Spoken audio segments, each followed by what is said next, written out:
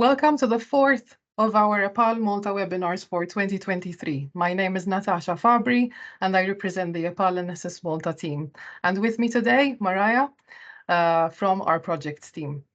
Today, we are honored to host Jobsplus and the INTERCEPT project partners in a discussion titled Motivating, Mobilizing and Supporting NEETs Green Career Pathways, the INTERCEPT project.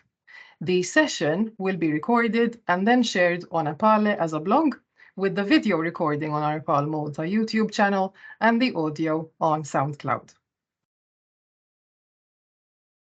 Just a little introduction of our team and what we do. So the EPALE NSS Malta team works within the Lifelong Learning Unit, which is part of the Directorate for Research, Lifelong Learning and Employability, DRLLE. Of course, we work under the aegis of the Ministry for Education in Malta, and we work as the official national support service for Malta for the EPALE project. The EPALE project is a very, very interesting project, especially for someone like me, and it honestly is a pleasure to work on it because it aims to play a key role in disseminating everything that has to do with adult learning and education in Malta and, of course, on the EPALE platform in general. This year is a very busy year with several initiatives, among which the EPALE thematic focuses 2023, which are organized by the Central Support Service, and three main initiatives held by us here in Malta. We currently have the contributor contests, which I will talk about in just 1 minute. And we, of course, are in the middle, actually towards the end now, of the webinar series for this year, which will end in July. And then the Malta Awards, the EPALE Malta Awards coming up in October 2023. We are about to announce that officially in the coming days. So let me turn my attention back to the EPALE NSS Malta Contributor Contest for 2023. I wanted to highlight this initiative, especially because the first of the two contests we have running this year is going to end at the end of this month of May. So the deadline to participate in the best blog, if you are an EPALE member here in Malta, is the deadline for you is very, very close. So please make sure to register. Visit the link that Mariah is going to post on the chat in just a moment, where you will find information about how to register and participate in both of the contributor contests for this year. Now, if you're not sure about what EPALE is and how to participate in this contest, nothing to worry about. All you need to do is watch the video that I'm going to show you in just a moment, which explains how to put up news, blogs, events, and so on the EPALE platform so that you can share what you're doing with the rest of the 37 countries who participate in this project.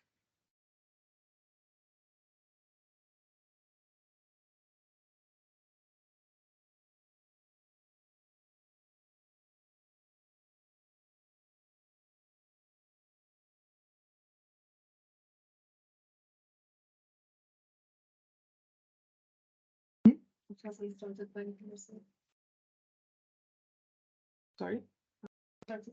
Okay. I see that we were having some technical problems. Let me start the video again.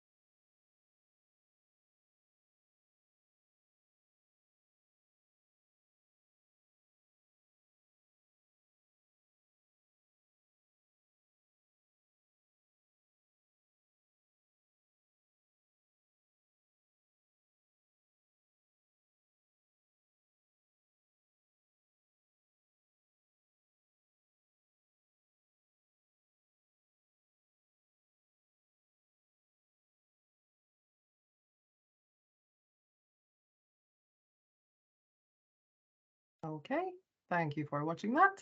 And finally, let's move on. My final slide. There we go. Okay, so let me present our speakers for today. It's a pleasure for me to introduce our EPALE ambassador, Amanda Brinkat, who is the principal executive in the training services unit for Jobsplus here in Malta. She will be moderating the discussion with the rest of our speakers.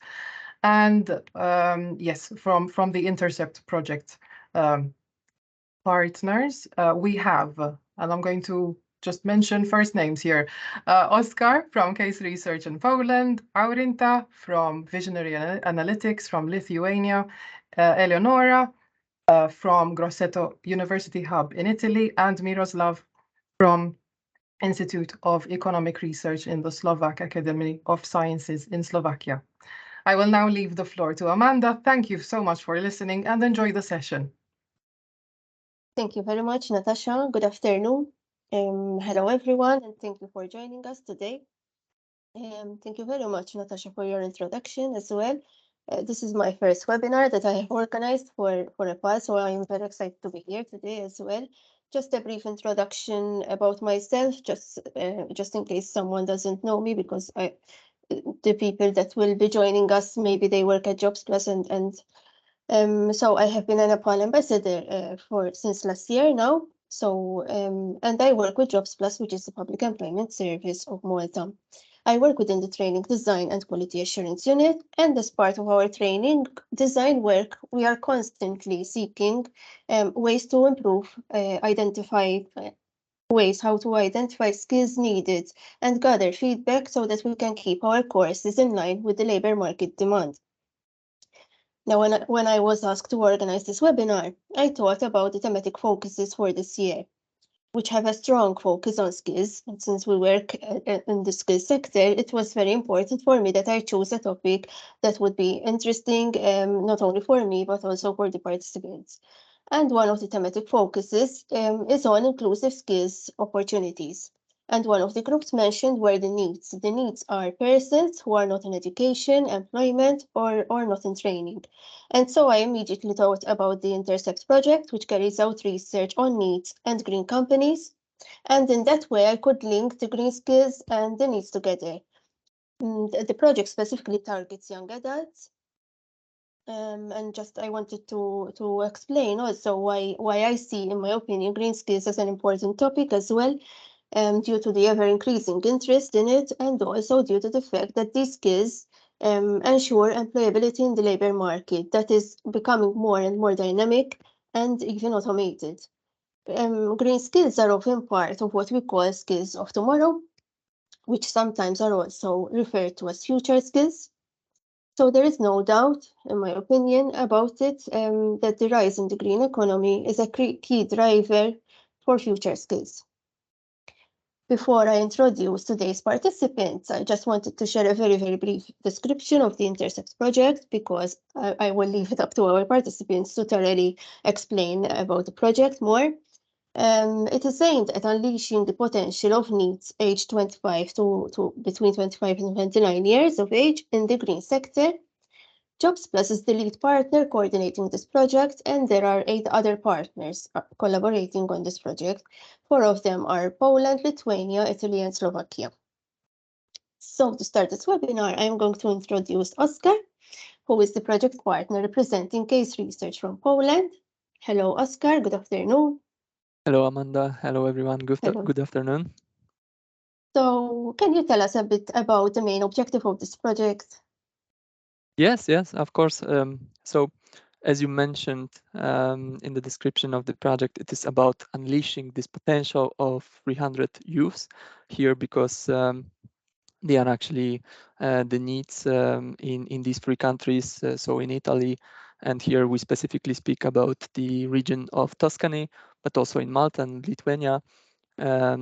These 300 youths who are not in education, not in employment or training, so the so-called NEETs. We want to do it through analyzing their needs, their motivation, and the opportunities in the area of green jobs. Then we want to train them and enroll them in through the internships in the green businesses. And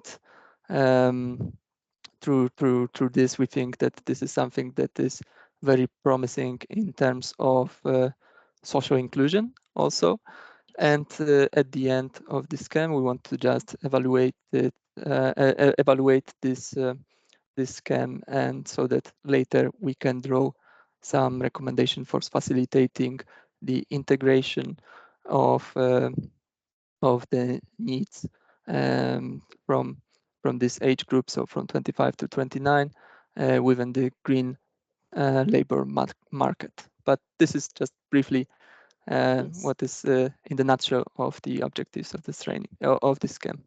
In fact, I was going to ask you what is the direct target group of the project, but Yeah, you already kind of replied to that question.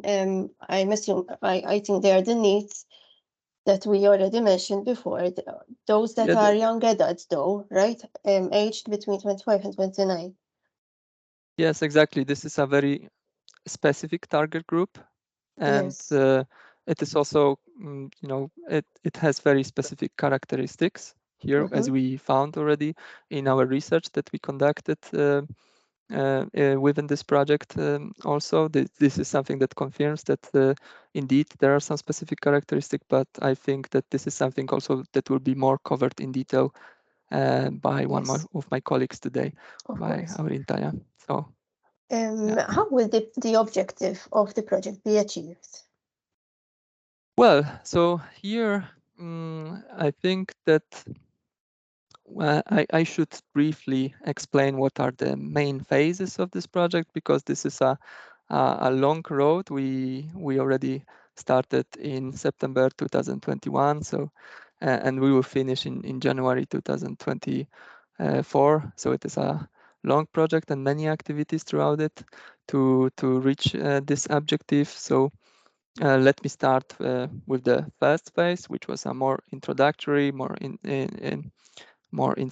as an inception phase. So here we just prepared the effective implementation of this project, some tools, some fundamentals for its implementation. We also created its website, so I encourage everyone to visit it. It is a very beautiful website with some other tools to outreach to our target groups.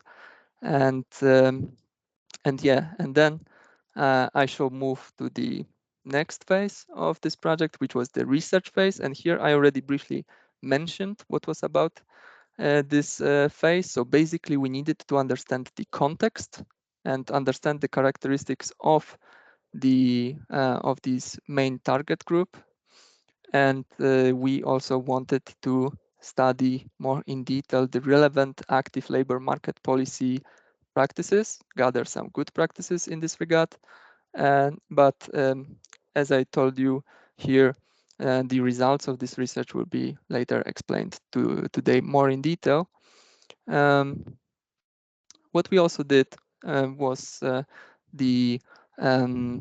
the design phase. So the third phase of this project, where we asked ourselves the main question, how to connect needs to green jobs.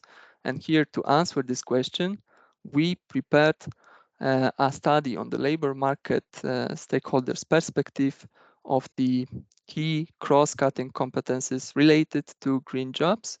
And to conduct such a study, we made a survey which compared responses from different European countries, and here these countries encompassed the countries from which the organizations engaged in this project are. So Malta, Lithuania, Italy, as I mentioned already, but also Slovakia, Luxembourg, and Poland.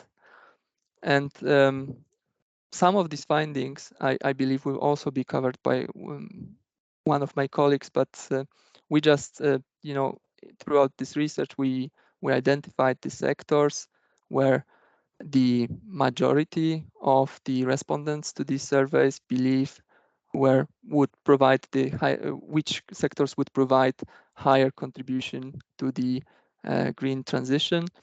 And then we also shown what are, according to these responders, the most important soft skills for green jobs. And Then also building on this research, we developed a new activation and training program, and which was building cross-cutting competencies relevant for green jobs. And it's also worth to mention that we also developed and delivered a scheme of learning activities to the staff of partners implementing these skills so that they could also better understand green jobs. And after we conducted this research and we developed these trainings, we moved to the pilot phase. So the crucial phase where we wanted to activate this pilot scheme, which is composed of the training that I mentioned already, which is targeting the main target group in the 3 countries, so Malta, Lithuania, and Italy.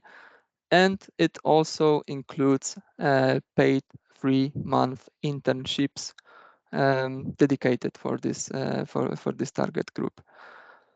At the end of implementation of these pilot scheme, it is also important to conduct the evaluation, and this evaluation will be instrumental for first of all, not only evaluating the pilot scheme, but also for development of policy recommendations so that this scheme could have some potential for mainstreaming. So we could give some recommendations for relevant institutions and policymakers, but also we could just investigate whether this scheme is transferable or whether it is possible to scale up in this regard. So yeah, but this evaluation will be also covered more in detail by one of my colleagues today. So Yes. I think that I will stop here, and then after this pilot phase, we will have the dissemination phase that I already mentioned a little bit. So basically here we want to develop the guidelines for successful integration of the NEETs aged 25 to 29 years old to the labor market with a focus on green jobs, and to also showcase the recommendations that I already mentioned. They will be publicly available. So here we also want to reach wider audience. Okay, thank you for giving us that overview of the project phases. There are quite some phases to the project. One last question. What do you think will be the main results of the project? Yeah, so well, first of all, of course, as I already mentioned, we want to evaluate this program and to check whether we can transfer it to another European countries, or to what extent it is transferable, to what extent we can extend its scale. So one of the most important outcomes will be these guidelines for doing that, and also the policy recommendations. But another important outcome will be also the fact that we have the intention that, or at least we anticipate that part of the participants in this scheme will also later find jobs, green jobs specifically. Okay, thank you very much, Oscar, for your insight and introduction to the project as well. Now I would like to give the floor to Ms. Aurinta, who is the project partner representing Visionary Analytics from Lithuania. She will be providing an analysis of NEETs characteristics and good practices to support them in the project areas across the partnership. Hello, Aurinta, and welcome. Hello, everyone. Hello, Amanda. It's a pleasure to be here. Thank you. Okay, so let me share the screen and can you see the screen? Okay, let me start. Yes. So today I would like to shortly present the research that we did, and also to tell you how we understand the green jobs and the green skills, as this webinar is also related to this topic. We did a study, as my colleague Oscar already told you, to see and identify how 25 to 29-year-old NEETs can be successfully integrated into the labor market. So basically what we did, we in Italy, Malta, and Lithuania, we checked what are the characteristics of the target group, what are the key needs and barriers they face concerning the unemployment, and also what previously implemented active labor market policies and practices were the most successful in the integration of the needs in our target group. Let me start with the green jobs definition, because there's no common approach to the definition of green jobs and skills. And there are three main types of definitions that can be distinguished. Some countries use narrow definition, so linking green jobs to a specific sector. So for instance, Germany has defined 31 occupation that they are classified as an environmental occupation. And also Eurostat, they use NEETs, SEPA, and CREMA classifications. Another group of countries use intermediate definitions, so-called, as we call here, linking green jobs with activities rather than sectors. As an example can be taken Denmark, where green employment is mostly associated with goods, services, and activities dedicated to renewables resources, waste management, and also saving energy and heat.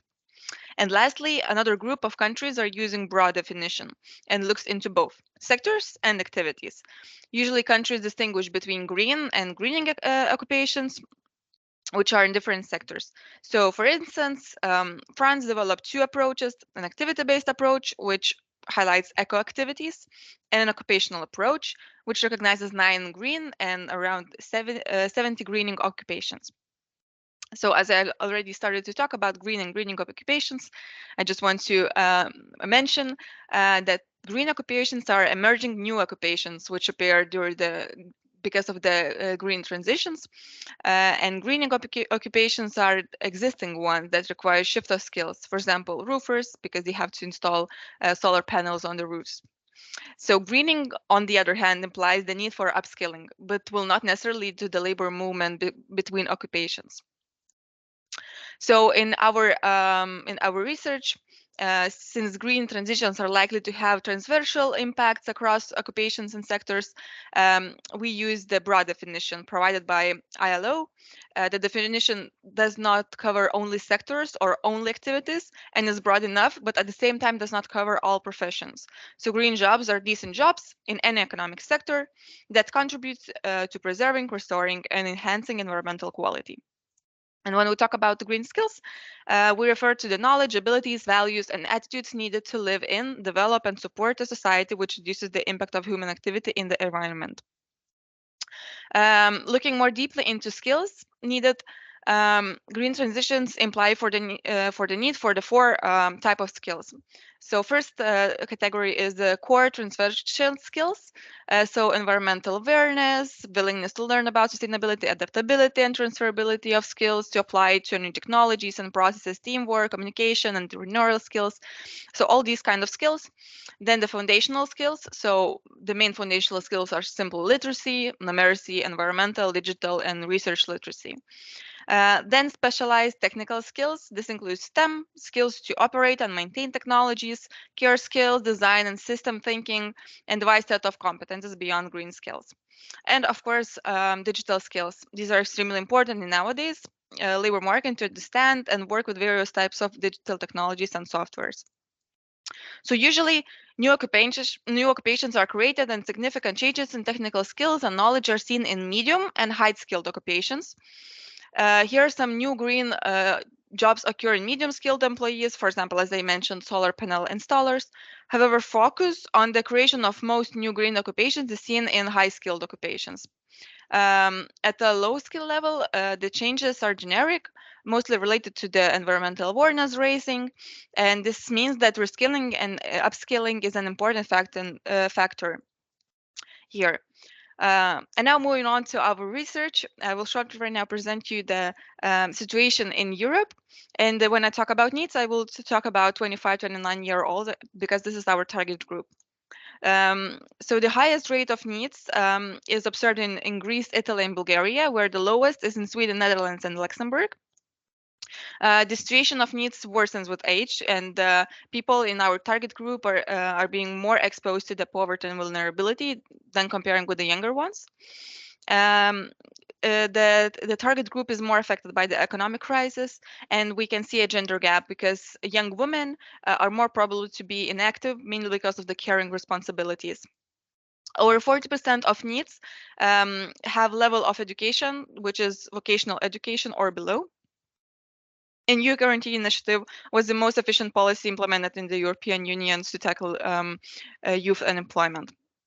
So here you can see 3 graphs of the size and changes over time in 3 countries. So we can see that in Italy it was fluctuating, in Lithuania as well it was a bit dropping, and then during the COVID it raised a bit, and in Malta it was growing even before the pandemic. So individual characteristics of the group was that in Italy, it usually needs 25, 29-year-old are females from monoparental households or in couples with children or foreigners. And what is interesting that not only people with a low education, but also people with a high level of education. So basically they are overqualified. In Lithuania, usually the NEET has a secondary professional qualification, some work experience in the transport or services sector as an average, and the target group is equally distributed between larger cities and smaller municipalities, but taking in care that more people live in larger cities. This means that in rural areas we see more NEETs. And also what is interesting that there are as many NEETs women as men, so there's no gender gap in Lithuania. Whereas in Malta, out of the population, 1/3 of them are only male, and approximately 2/3 are female. And we can see as well here low education, which is associated with the NEETs, and their weaker labor market attachment in general. So what are the generation-specific needs? What we found in common, so that women face greater challenges than men in the labor market, and low education is associated with the needs status and poorer labor market prospects. In addition, in Italy, younger people were hit the hardest by the crisis, and by crisis I to talk about COVID-19, and long-term unemployment remains high in Italy. In Lithuania, over 40%, so it's almost half of the NEETs, face mobility challenges. So they have difficulties in reaching the potential workplace.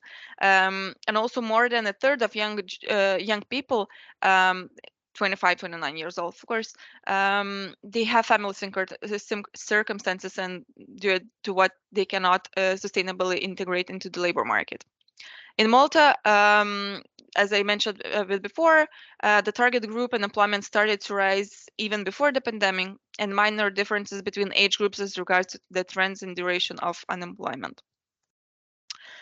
So how do the needs and challenges of the target group differ from the other age groups? Because there are a lot of research for our younger counterparts.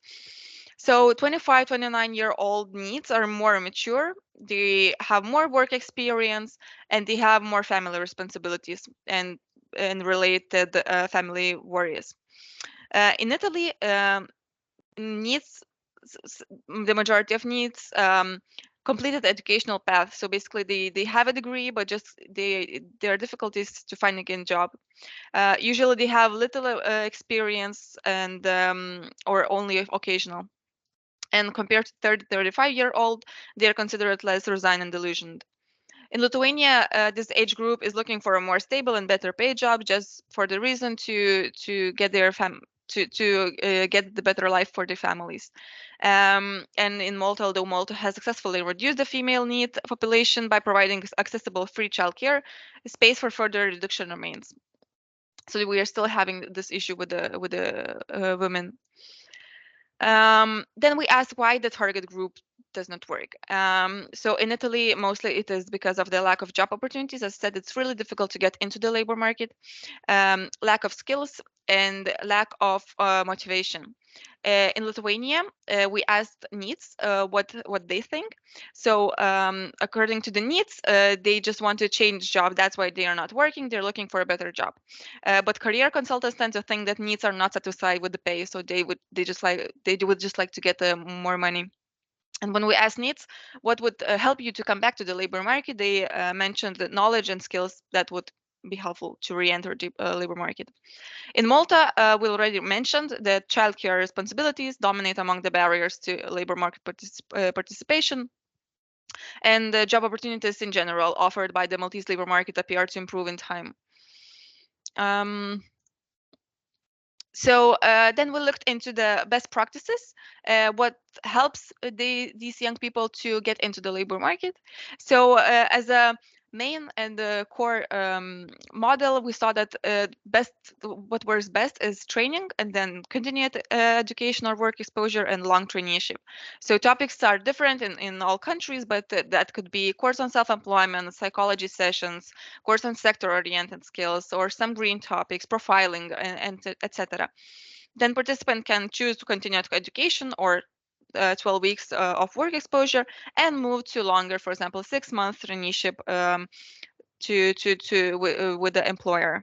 And this would, in best way scenario, result in the employment of NEET.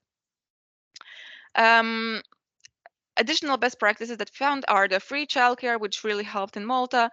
Then also to have platforms to find occupation, job matching, and support for companies to interact externally with the needs, not only from the PESES. And also mentorship, so business and technical mentoring of participants to encourage entrepreneurship. So main lessons learned was that there's a need to create dynamic communication tools to support firms to interact externally, to assist firms and organizations to innovate to the green economy, address problems in a systematic way, to have a training tailored to a specific sector to increase the effectiveness of activities in terms of employability. Then it's important to have upskilling activities, as we saw that it's important in the green economy. Then proper identification of emerging skills. And one last thing is that a one-size-fits-for-all approach might not work, and it's really important to understand that there are different types of needs. It can be needs in transition that are only looking for maybe educational or just having this so-called gap year. Might be floating needs that they really lack motivation and direction, and you have to work toward this direction. And another part of the need, that core needs, that actually has this social and behavioral issues. Behavioral issues. So this is really shortly about our research. I hope it was interesting and helpful. So that's it for now. Yes, thank you very much, Audenta. Yes, it could have been short, but it was very detailed as well.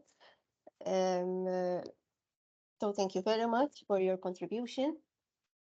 Now I would like to move on to Mr. Leonora Turchetto. I'm not sure if she's here. Yes, hello, good afternoon. Hello, Eleonora. Good afternoon. Thank you. Eleonora will be showing us what the key cross-cutting competences related to green jobs and stakeholders' perspectives are. So Yeah. it's your turn, Eleonora. Yes, please. Thank you.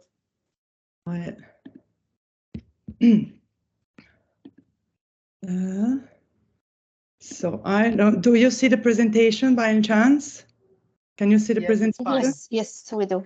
There you go. Thank you very much. So thank you very much for the opportunity to present the findings of the research we carried out in Work Package 4 of the INTERCEPT project. And the research was to identify the cross-cutting competencies, expectations, and needs in the area of green jobs of the stakeholders. As stakeholders, we included training providers, job placement agencies, employers, experts or representatives of economic sectors, and public services. The countries that were analyzed were Malta, Italy, in particular Tuscany, the Tuscany region, Luxembourg, Lithuania, Poland, and Slovakia, as Oscar was mentioning before. So we identified also a number of sectors, meaning agri-food, transport services, renewable energy, resource management, construction and buildings, extractive industries, manufacturing, tourism, and hospitality. So we also identified a number of guiding questions to investigate the expectations of the stakeholders in relation to the contribution and impact of the green transitions on the sector we identified and on their own business, as well as their expectations on the competences and skills that they think would be in demand in relation to the green jobs and their need in their own work environment.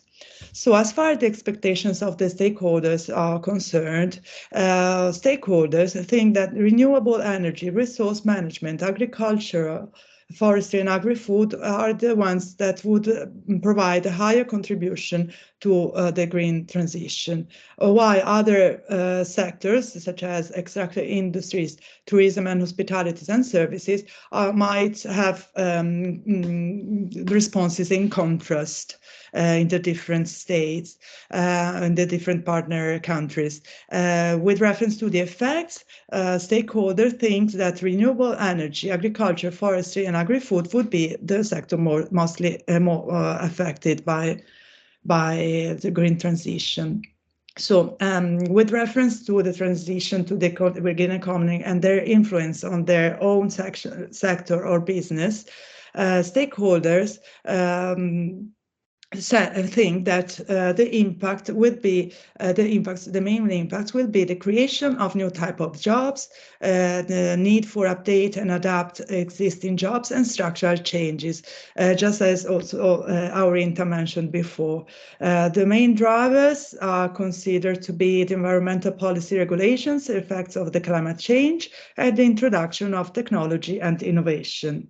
For the stakeholders, the main changes will be new or significantly improved technology and processes. With reference to the green jobs, the main impacts that the stakeholders see on training and employment needs are the need for new skills and for upgrading of the existing skills. In general, the upgrading is considered across the board, mainly for high-skilled or medium-skilled occupations, but some partners pointed out also the need to provide new skills for low-skilled occupations. In general, stakeholders are not worried about the erosion of existing jobs, unlikely the forecasts. But they're not worried. They might think that this might apply for low skills position, especially in Slovakia. With reference to the competencies and occupations related to the green jobs that the stakeholders think that will be in demand on the near future, stakeholders gave a number of answers that can be categorized into three main levels: management, technical, and operational roles. And with reference to management roles, the stakeholders were very prolific, meaning, we interpreted this as the need for professional guidance for this stage of transition to the green economy. And this is particularly relevant for the SMEs. As a common trend, different stakeholders used paraphrases to describe profiles that do not exist. And again, in this case, we interpreted this trend as a need to express some competencies that they think they are needed, especially for managerial roles. For stakeholders, the green transition at this stage requires further specialization of their own internal human resources, and again, especially at managerial levels, and of new competencies. And the most important skills, soft skills, that are considered so important for green jobs are problem solving, motivation, skills to operate and maintain technology, and communications. The least important in the stakeholders' perspectives are care skills and time management, even if time management, design and system thinking, and critical thinking were considered important, of higher importance for some respondents, and law, not very important for others. So we also investigate on the barrier to the employment of the disadvantaged groups, such as women, youth, and people with disabilities. And we found common obstacles in the different partner countries. So for women, we have cultural work-life balance, lack of specific skills or knowledge, except for Luxembourg, where there are no issues related to the employment of women. Possible solutions suggested by stakeholders are in the introduction of more work-life balance measures and support tools, further training and worker exposure experiences to increase competencies, and measures to ensure equality in career opportunities and remuneration. It's worth mentioning that in all cases, the barriers were identified as common to all sectors that were identified, and not necessarily related to green jobs. In relation to youth, so youth unemployment affects all countries interested by the research. The main elements, the common elements, are poor links between education and labor market, lack of specific skills and experience, low motivation, and many partners also wanted to highlight a scarce interest for manual work. Possible solutions are work-life balance measures, increasing the efficiency and the effectiveness of traineeship and training on the job, and other forms of active learning.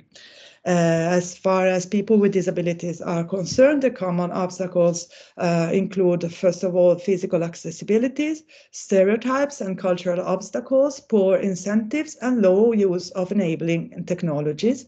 This was common for all countries except for Luxembourg, where the accessibility to the labor market for people with disabilities is not an issue. So possible solutions suggested are the redesign of incentive measures, removal of physical barriers, use of compensatory tools, provision of training based on the actual needs of the employee and the employer. So in conclusion, renewable energy, resource management, agriculture, forestry, and agri-foods, and followed by transportation, are the sectors that the stakeholders think would provide a higher contribution to the green transition. Again, renewable energy, agriculture, forestry, and agri-food would be the most affected by the transition to the green economy in the view of the respondents. The main impacts include the creation of new type of jobs, the update and adaptation of existing jobs, and structural changes. The stakeholders feel the need for further specialization of their human resources, and this is true especially at managerial level. The soft skills expected for green jobs are problem solving, motivation, skills to operate and maintain technology, and communication.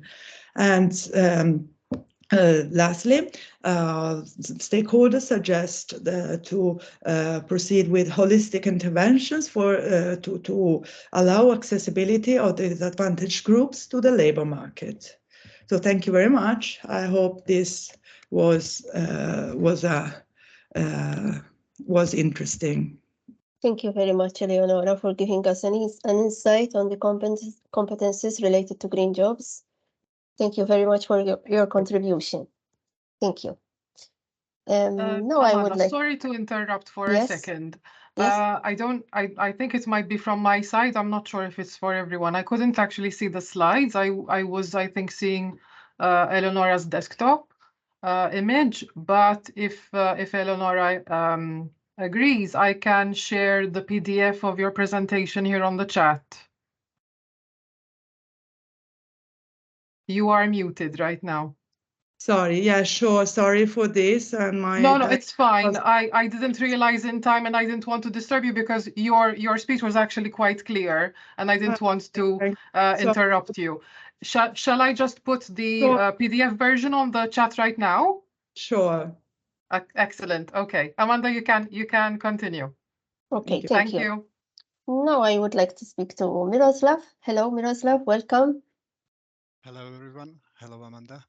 I have a few questions for you to close this webinar. How do we know that the piloted program has helped or will help its participants?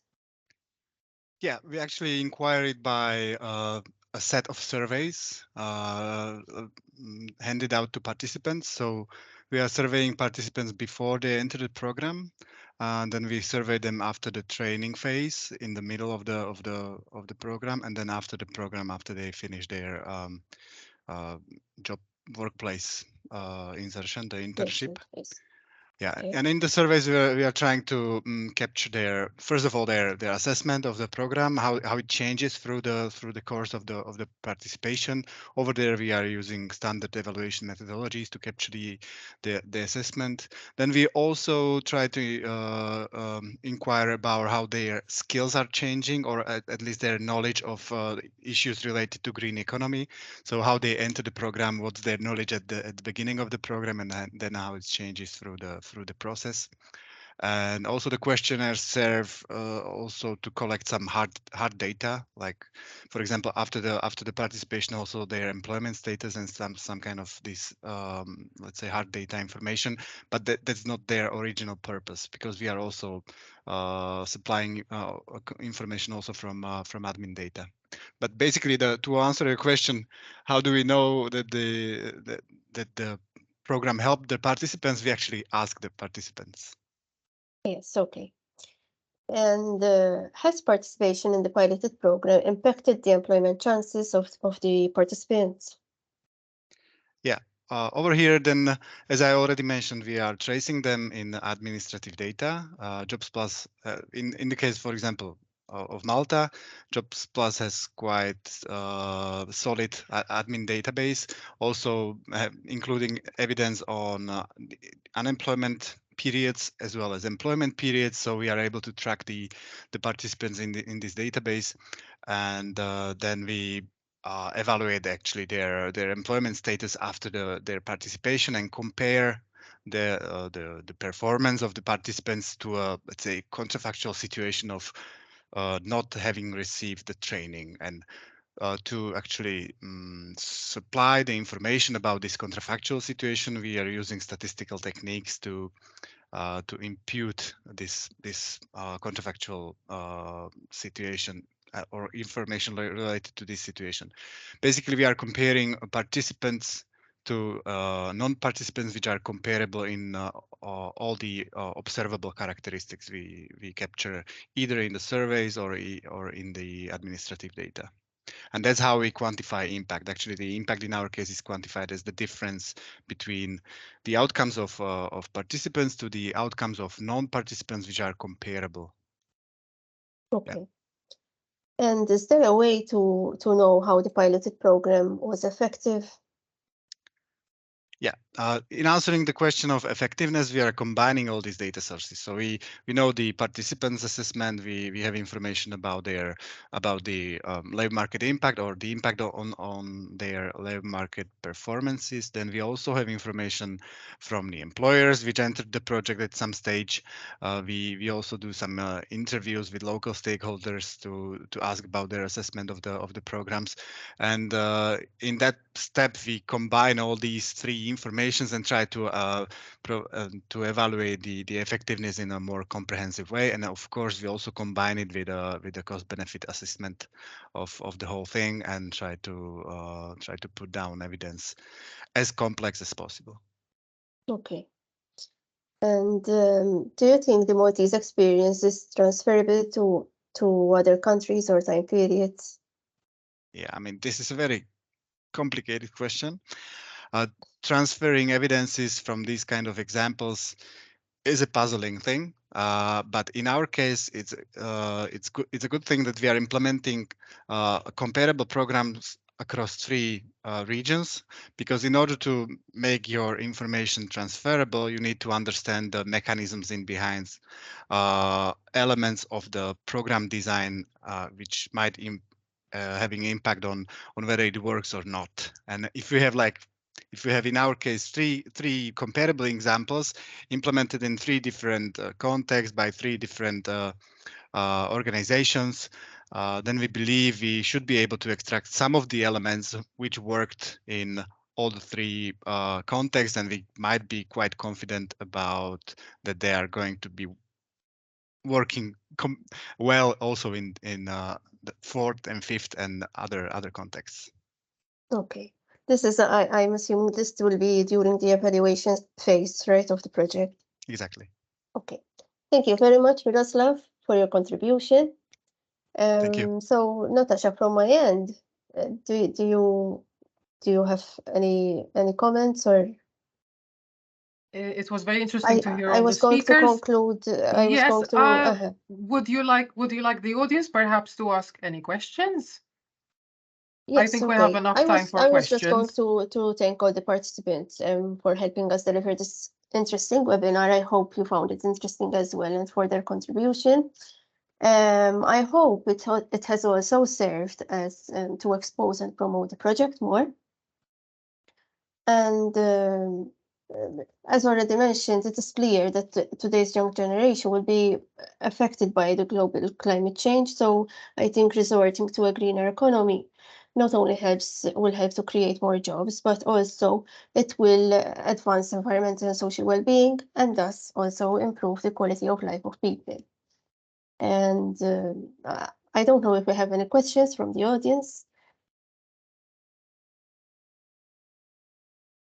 We don't have any questions yet, but we can definitely give them time to ask us Of questions. course, yes. Yes. Please go ahead if you have any questions for our speakers today. Please go ahead and write on the chat. If you have comments, questions.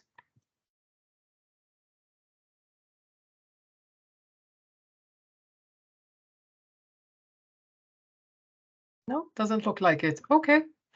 Amanda, would you like to say anything Okay. else? No, we that's close all from off? my end. I want to thank everyone who has joined us today as well, and thank you, Natasha, for always guiding me as well and You're very encouraging me. welcome.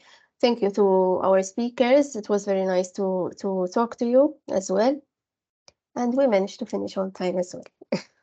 Yes, Because fantastic. I was excited if we are going to make it on time or take No, much more. you did excellent. Do not Thank you worry very at much. all. Thanks to all. Thank you. So I am going to just close off with my final comments for this session. Bear with me. I need to make sure that the slides are actually appearing. I hope you can see them. Yes. Okay, so, okay, good. So a big thank you to all of our speakers today. Of course, a massive thank you to Amanda for holding this session for us. As always, it is great to collaborate with you, Amanda, on a personal level, and of course, from our organizations, because of course the Directorate wants, of course, to foster further collaboration with Jobsplus whenever possible. So thank you, of course, to the audience, which I noticed a good part of the audience is from Jobsplus as well. So thank you for joining us and thank you for your interest. Of course, I want to thank each of our project partner speakers. So Oscar, Aurinta, Eleonora, and Miroslav, thank you for showing us what you have been working so hard on. If you are not members of EPALE, please join EPALE because I think this project deserves a platform on EPALE. And I want to just mention a couple of things before we close off. So my colleague Mariah will be putting up a link, a feedback link for this exactly. Thank you so much, Mariah, for this session. In the feedback form, you will find some points regarding this session in terms of the speakers and their contacts. Of course, you will find the project homepage link as well. You will also have a few questions to answer. We would like to have your feedback in terms of how useful and interesting this session was for you. We, of course, appreciate your feedback. And, of course, you can also find our contacts in terms of EPALE, the social media we have for EPALE NSS Malta on Facebook and LinkedIn as well. We will be back for episode 5 in a month's time on the 23rd of June. where we will be hosting a webinar with our collaborators from the Commission for the Rights of People with Disability, CRPD. So our session will be, of course, about inclusion. I hope you can join us then as well. Keep up with our socials, and we will be posting more information about the next webinar in the coming weeks. Have a lovely weekend, everyone. Thank you so much for joining us. Thank you. Bye-bye. Thanks, everyone. Bye. Bye. Thank you. Bye. Thank you. Bye.